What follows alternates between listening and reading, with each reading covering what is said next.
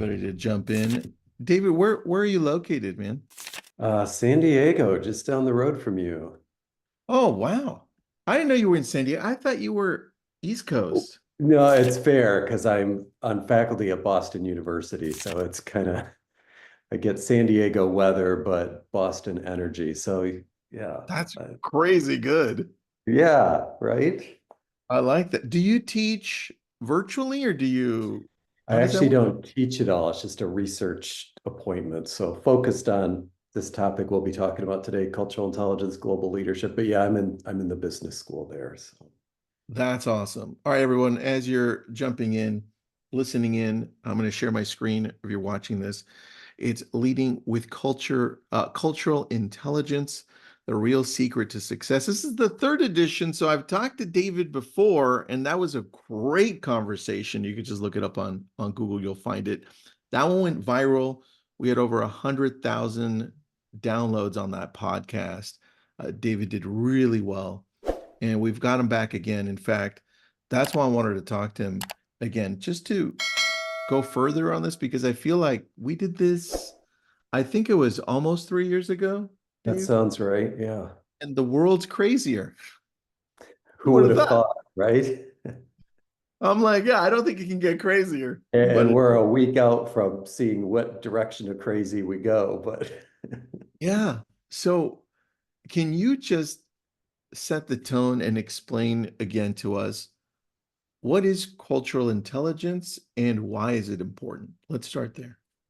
yeah, so it's actually a scientific way of measuring, can you work well with people who are different than you? So, most of the years that I've been engaged in this work, we're very focused on international business, which is you and I were chatting about briefly, is the nature of my role at Boston University. If I'm setting up a business in China or Germany, what do I need to know? But oftentimes when we would get inside organizations and start talking about this, people would be like, what about the person in the cubicle next to me who annoys the crap out of me? Like, how do I apply this to them? Or, a family member who thinks I should vote for, fill in the blank. So, yeah, broadly, it's how do you develop this skill set to work with people who have different values, different perspectives than you? Yeah, Interesting. So with that, I know you created I don't know if it was you, but I attribute it to you all the time when I talk to people. CQ, right? Which right. is Cultural intelligence quotient. So, kind of building off IQ, EQ, and this is another form of intelligence. I love that. So then if you're telling me that this is in essence, can we work with other people? The answer, the answer from what I'm seeing is no. So how, It's no, but it's interesting, and I don't know if we'll wade into this. With all we were all about DEI, and then not about DEI. When I say we, like as a society. yeah. But the piece that's interesting to me is even some of the execs I talk to who are a little leery of going too far down the DEI road are still saying to me behind closed doors. So to your sort of to your point, but look, I got to get people to collaborate and work together. So whatever you call it, inclusion, cultural intelligence, teamwork. Because to your point, it feels like, do we really know how to do this? And I would say, yes, it's challenging, but there are some strategies and some tools that can help people do it better, at least in the workplace and hopefully in our personal lives too. Interesting, man. So I'm talking to Scott Mann, Lieutenant Brigadier something Scott Mann on Friday. Mm, And along the same lines, so I'm going to bring you up to him. I'm going to be like, "Hey, have you read his book?" thank Uh, you. but he goes through where do we start when it comes to being able to break through, especially in the current world that we're in, Yeah. with cultural intelligence. Where do we start with being able to get along with somebody, right? Where does that start from what you've seen? I think it starts with openness and curiosity. If I've already concluded that you're sheeple or you're, ignorant, etc., then, we're starting backwards from the get-go. So, to make that more specific, a question that I often suggest to people, whether we're talking about our counterpart in China or our next door neighbor, is just starting with a question as simple as, would you be open to considering a different perspective on it? I'm not asking you to agree with it. I'm not asking you to, say your way is wrong and mine is right, but just there is another way of looking at this. Would you be open to that? And if they say no, then actually the research would say we're better to leave it alone because you're going to just further calcify their thinking. But usually, even if they don't believe it, usually I find most people be like, well, of course, I'll at least consider it. So I Yeah. think it's that. And of course, it has to be done by our side too. Like, am I genuinely willing to consider that maybe you have a point of view on the economy or reproductive rights or immigration or name the sensitive hot topic um, that maybe I haven't considered or that my platform doesn't consider in the same way that yours does. All right. So with that, that makes a lot of sense. I think curiosity and openness, but we're seeing almost the opposite Mm, with because been the challenge from what I'm noticing because we've also interviewed like these amazing social media influencers, right?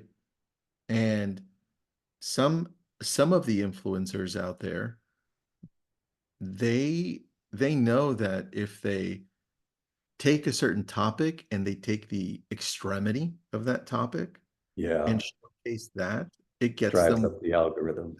it gets them where they want to get to because that's how it works. And knowing that social media works in that way, right? And it shows us the extremes. How do we how do we start or maybe we just leave them alone like you said, but how do we start with somebody we know already is completely opposite to what we stand for? Do we start in the same place? It's like, wait, maybe we're seeing something else that's different on social. Let's start with openness and curiosity. How do we do that? How do we approach that? Yeah.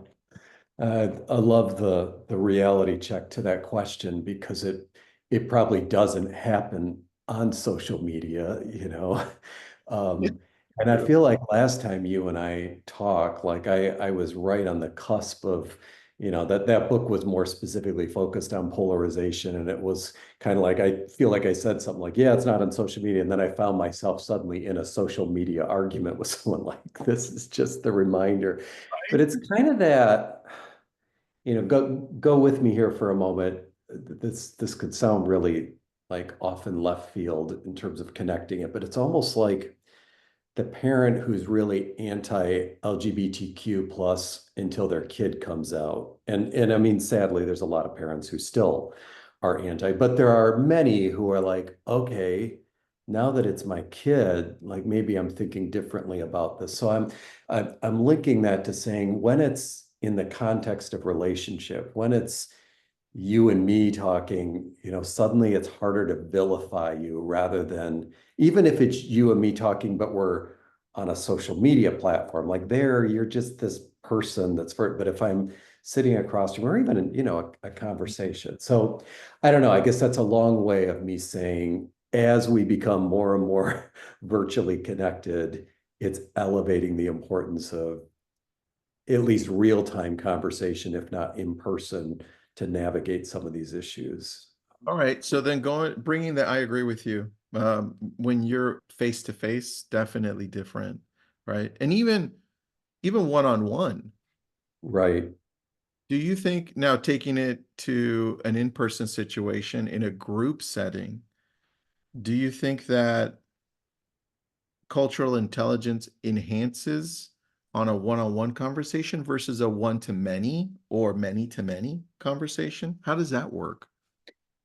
Yeah, the research would say it's both, but to your point, it's sort of the same thing with openness. Like if one side is open and the other isn't, you're not going to get very far. And same thing with cultural intelligence. Like if one person has it, but the other doesn't, then there has to be some kind of reciprocal give and take. Otherwise, it's all about me being open. So in trying to exercise my own CQ to one of your many areas of expertise, real estate, there's actually some interesting research that says people in sales can actually be too empathetic and it could actually hinder their effectiveness in sales.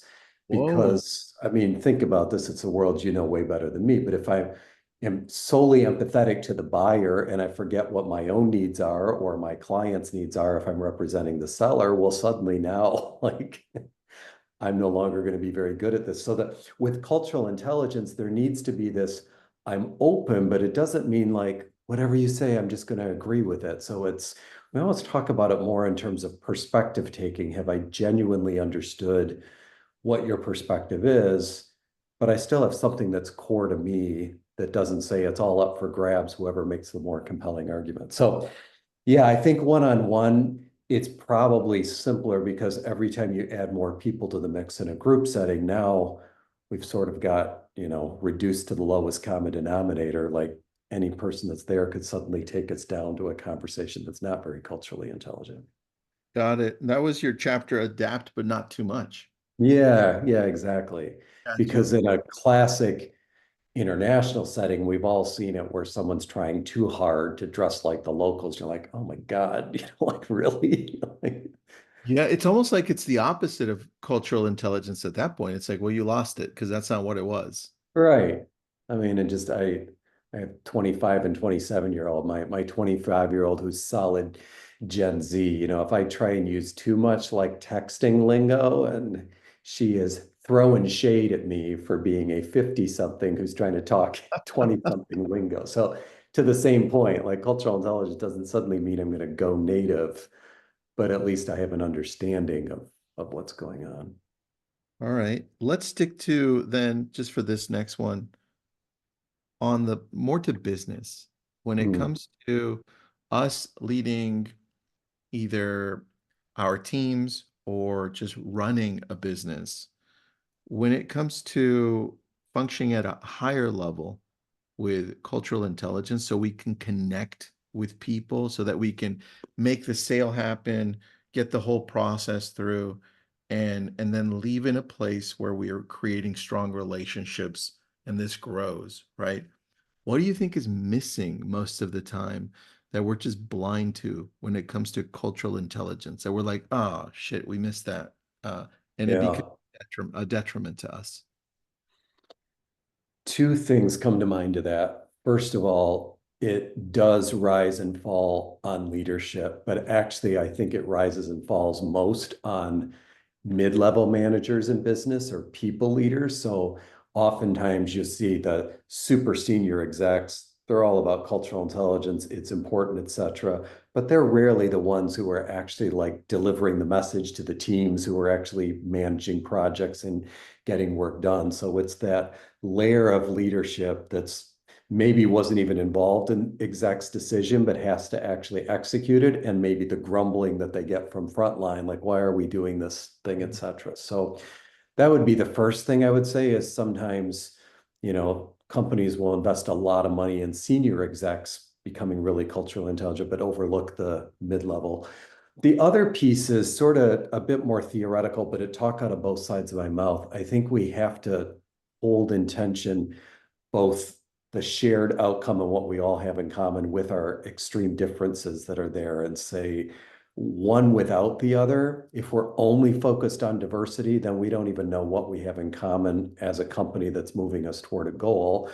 But if it's just kumbaya, we're all the same, all lives matter. I mean, not to make it political again, but it doesn't matter what your background is. Well, then that's kind of undermining the value of what you have too. So I think the thing that's often missing is to get more concrete about it, companies will say, if we're going to be successful internationally, we need local talent. We need people actually in China and Germany and Korea who know that market well, but then they bring them on and they want them to sort of adopt a uniform American or whatever the headquarters is culture instead of saying, I thought we were like hiring local talent to have local expertise. So Mhm. to be to give a concrete example, I've done quite a bit of work with Google throughout the years. A lot of people know Google. I think I might mention this in the book, but know Google as having the 20% rule that says 20% of your job, you're freed up to innovate anywhere within the company. It might have nothing to do with your role. And when they were initially interviewing staff in places like Asia to say, or potential staff, like, hey, if you joined us, 20% of your job would be open to innovate. What might you do? And in Asia, I'm stereotyping, but you tend to have more risk averse, very top down kind of approaches. So people being interviewed are like, whatever the boss told me to do, I don't know what I would do. And like, well, Mm. okay, if the boss said you could innovate on anything you want, what might you do?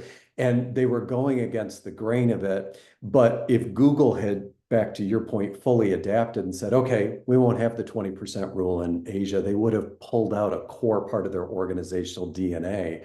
So to this point that I said of living in the tension, they retained the 20% rule, but they said, this is going to have to look different when led in our Asian teams. They're going to need a rubric. They're going to need some more direction about these are the Mm. kinds of things that have been successful before. So I think it's sort of having a guiding North Star in terms of your organizational norms and culture, but then allowing a diversity of ways for that to be expressed, whether you're talking internationally or it could be a US company that is working regionally or even, in the greater LA market and just dealing with the abundance of diversity that exists right within LA County. Do that. That is on point. I experience that with my teams right now. Mm, So on a business side outside of real estate, we we have virtual staff in the US and outside of the US. mm, And those that are in the Philippines, when I first started growing that team, I found exactly what you said, which is like me saying, "Hey, let's you've got time to do whatever you want. Just get this done at your own pace. Just put in your own thoughts into this." And that was the one of the biggest mistakes I made mm. because I was like, "Wait, they don't work like we do. They need a lot more instruction initially and a lot more they need to get that trust that they're not gonna be let go because that's not what they're used to culturally." And I was like, oh, it took me a long time to figure it out. I should have read your book earlier on. So what did you do? Like, I mean, I so I initially, well, I got lucky. I found two people, Monch and June, and they were already years ahead of other people working there as far as style and culture. And so they understood what I meant. And so after working together for about a year and a half, they're like, "Oh yeah, we totally get this now." that's Then great. I left it to them to explain it to everyone else. Yeah, to kind of be That the cultural brokers. Yeah. That's that a worked. great example. And a couple things that illuminates. One, any form of intelligence, part of what makes it intelligence is, we learn from our mistakes or at least learn from our, approaches that weren't as effective and evolve and change in it, which is clearly what you did. But to the other point, it's back to not only do we as individuals not want to fully adapt, like me trying to speak Gen Z kind of lingo, but also organizationally, like if you were to be like, okay, well then in the Philippines, here's that now you're no longer being true to Tristan to be, Mr. Dictator top down because, that's what they want there. So it's kind of figuring out that how do we retain our own identity, but adjust it just Mm. enough can be effective. Very true. All right, I want to go to chapter 9. This is where I'm going to share a little bit of your book, okay? Hmm. Because when I read through this, the first thing I thought was, "Oh wait, this is just like what everybody else says, right? Mission, vision, values, and Right. strategy, right? But you did it differently." And I was like, "Oh, okay." Because I wanted to read the whole book and kind of I'm always second guessing. I'm like, "Wait a second. I was talking to you while I'm reading." I'm like, "Wait a second, Dave. What do you mean here? Is this?" I always do that. But I wanted to go over mission because you gave some great examples. I'm going to read these three. You said, if we're looking at, here are a few other mission statements where you can pretty easily make the connections to cultural intelligence, because now we're paying attention to cultural intelligence. And I wanted to make a point here. Microsoft, to empower every person and every organization on the planet to achieve more. That's number one. Number two, meta, which I was surprised you put here, which was cool. I was like, okay, let's read metas. Meta, giving people the power to build community and bring the world closer together. Okay. And then Honda, maintaining a global viewpoint. We are dedicated to supplying products of the highest quality, yet at a reasonable price for worldwide customer satisfaction. So going through, I think for me, I could really identify with this one because we work in the social media world virtually and a lot. But which one of the three do you think does the best job integrating the cultural intelligence piece to their mission? So I would actually say, to some degree, I think they do it equally. The question for me on all three of them is, okay, so what's the strategy that you use to actually fulfill that? So if we pull a couple of them apart for a second, Microsoft to empower every person, sort of to the very example you just gave with your company in working in the Philippines, what it looks like to empower a typical 30-something working in Southern California looks very different than what it does to empower someone who's in the Philippines. So for me, it's less about, oh, that's not a culturally intelligent mission. It's, okay, the only way we're going to be able to empower every person, every organization is to understand what they consider empowering. And similar, Meta also has that word empowerment, build community and bring the world closer together. If you were going to say, okay, but you have to pick one of the three, I might say, which is not making any statement about the cultural intelligence of the organization itself, but I might say Meta because it's this idea of building community and bringing people closer together, which is really at the crux of what CQ is about. Yeah. Did you have your own sense in looking it through? I liked so I really liked Microsoft's, right? Mm, Because as I'm watching, and maybe this makes them even stronger, but as I'm watching Meta evolve, because it's a newer company, I'm watching them go through and being ripped apart maybe 5 years ago, right? 6, 7 years ago.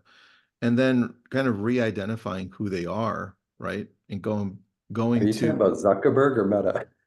well, you know how they did Facebook. It was Oh, Facebook with the both, whole. right? No, just Yeah, I know. Well, we yeah, as an actually, individual people have hold talked a on. lot too about the Great remake. point. He looks like a different human being. Right, exactly. That is so interesting. Yeah, that could be No, a sorry, I whole nother. interrupted you a little bit. That's good though. That's really good. That could be a whole nother session, man. But I was thinking like, well, they want to do something, but I feel like the platform they've created over a really good period of time was destructive, right? In a sense. And Yeah. how do you go back on your mission and say, hey, let's create a better strategy that fits our mission? Because part of what you laid out was strategy. And now I'm looking, as everyone listening in here, if we find that our mission doesn't align with what we want to achieve, then at what point do we look at the strategy and say, hey, you know what? I think we're doing this all wrong because it doesn't align with our mission. Where do we start then? Hmm. I mean, now you're going really deep because especially, if there are financial implications, I feel like it's a lot of what we've seen the debates happen with OpenAI and are we going to be guided by the ethics of AI or what, could be most profitable and lucrative? I want to believe, and maybe that's where Microsoft is a nice example, that there can be some both and, because in contrast to what you described with Meta, Microsoft has not always been the sexy product. I'm talking to you right now through a Mac. We like to bitch about how archaic Microsoft, but how much of my life is spent all day long on Microsoft products. And sure, Keynote's nice, but then the client I'm going to work with, they want me to come with a PowerPoint deck, et cetera. It's so true. Um, so yeah, I mean, I do think it requires at that level now to sort of pivot differently than what I said before. Like I was talking about the core role of middle level managers, but now that you're talking mission, that's where I think board and C-suite are the leading ones who have to be saying mission alignment and our strategy may be incongruent. All right. So then with cultural intelligence, does it start, does it start and grow? Or maybe it's two different things, but does it start and grow from leadership? Or does it start and grow from the people you hire and that really create the bulk of the company? Where does it start or or then continue to grow? I think your final question there just gave the answer to how I would describe it. I think it does start with leadership because even them seeing the need to hire it, but it only continues to grow if grassroots really own it. And at a very tactical level, we actually see that in organizations that really want to make it a core part of their culture to be culturally intelligent, that the execs have to sort of the point we're just talking about, link it to mission. But ultimately, I'm not going to be interacting with the execs of most organizations that I do business with. It's the person who greets me at Trader Joe's. It's the person who responds to my phone Yeah. call, etc. Um, but if the execs don't own it, then I might be the most culturally intelligent person in my organization, but I don't really have control over the messaging or the product. The very point you just made with Meta, I might be a very culturally intelligent, ethical engineer, but if the overall direction that the company is going is ill-suited, then my CQ doesn't really mean a whole lot to the end user. Okay, I like that. So comes from leadership initially, and then it starts growing depending on the people who actually make things happen in the company. Yeah. So then where does change happen? Where does change or cultural intelligence happen over time? Or if you need to change, does it still go back to leadership or does it come from the bottom up? Yeah. Bottom up, and maybe where I'm seeing it happen a lot is customers demanding it or expecting it. And Oh, maybe then where we're linking it outside to force. economics. Yeah, outside for, okay, so that, yes, you just took it even broader. I might also be forced into it because of geopolitics, Huh. economic recession. But to keep it a bit more concrete, I was just in London last week and I was working with a couple law firms, and they were saying they finally were beginning to see the needle turn in terms of, higher levels of diversity and inclusion because the clients that they represent were calling them out on just being a bunch of old white guys at the top. So, you know, the moral imperative of including more people at the partner level wasn't enough to get them there, but their clients starting to say, we're going to walk, absolutely did. So yeah, disruption can often be external forces, in particular customers. But we would want it to not come from an outside. Yeah, right, exactly. Yeah, we Ideally, want we're ahead of the curve and they see us as leading in it. interesting. Yeah, I All right. wonder to your point, if it wasn't external, I would I would like to think, and I think there's data to support that a grassroots disruption can also be part. I mean, sometimes it's like, well, prove it to me, show me this is actually a good business opportunity for us. But Yeah, I could see that. And I'm thinking now, I gravitated to the US, right? yeah, Grassroots movement, the Revolutionary War, right? Against it. It was a grassroots movement and we started a country. yeah. So now let's fast forward to where we're at now. Let's make it just a little political, right? But if we're looking at changing our cultural intelligence as a country, Hmm. does leadership matter a lot Yeah, more than we give it to? Like, yeah. To me, that has been our biggest chasm. And I'm fine talking politics, but I would say responsibility falls on both of the two dominant platforms. I mean, you couldn't help but look at the crisis we were walking through during COVID and say that the initial part of COVID, like it didn't feel like we at least were not being led by leadership under the Trump administration that was unifying us. It was actually further dividing us. And suddenly we were making political assumptions about each other based upon whether or not you wore a mask. I mean, why was there not some kind of compelling? But then, Biden ran as the unifying candidate. And last I checked, we are not exactly this unified, culturally intelligent democracy now, 3.5 years into the Biden administration. So that to me is the disheartening part and take it right on down from there to Congress, who are probably the least liked group of leaders in the country. Yeah, well, that's because Congress I think, is a great example of how not to work together. Mhm. And and I think that's where it's a lot of it is where it stems from Yeah, now. and back to our, the power of sitting across from each other. I mean, I saw some research a few years ago that was actually talking about, 20 years ago, the majority of Congress lived primarily in DC. And some would say that's bad because they weren't representing the local district, but you were quite literally going to ball games and having cookouts with the opposing party who became your friend that you debated issues with. And now it's blow in for 4 or 5 days and then go back, to your local region. So I don't want to be so simplistic as if they would all just sit down and have lunch together, we'd be further ahead. But there's something about like there isn't enough motivation to actually work out, bipartisan, culturally intelligent solutions. So how do they and how do we then do a better job? And this is what your whole book is about, right?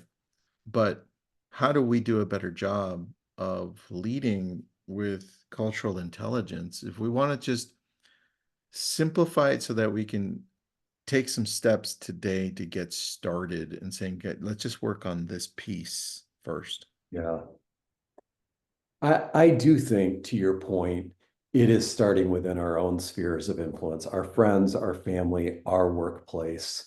Um, and I love the appropriate simplicity that you're pushing me toward. Like what's one step forward? And so, for me, because I do love this work internationally, it's actually far more motivating to me if you were to say, find someone in my neighborhood from India and invite them over and talk about, different palettes or whatever. A lot bigger test to me is find someone who's my political opposite and sit down and talk about Yeah, gun regulation. And that's I right. actually think the latter is what we need to prioritize more. And maybe for other people, it's like, oh, I'll talk to a fellow American and debate politics, but somebody who's from, a Hindu country or a Muslim. But find like what's that piece that would stretch you and see if you could actually have a culturally intelligent conversation. Maybe not at Thanksgiving, maybe not with family. Um, That's a good point, though, David. Like, what offends you on social media the most? oh, yeah, Start okay. there. Start Yeah, there. That would be crazy. That's yeah. well, where do we start with there? Do we go back to what you said at the beginning? Openness and curiosity? Yeah. Yeah, maybe a follow-up to that. Okay, great. So I'm open, I'm curious.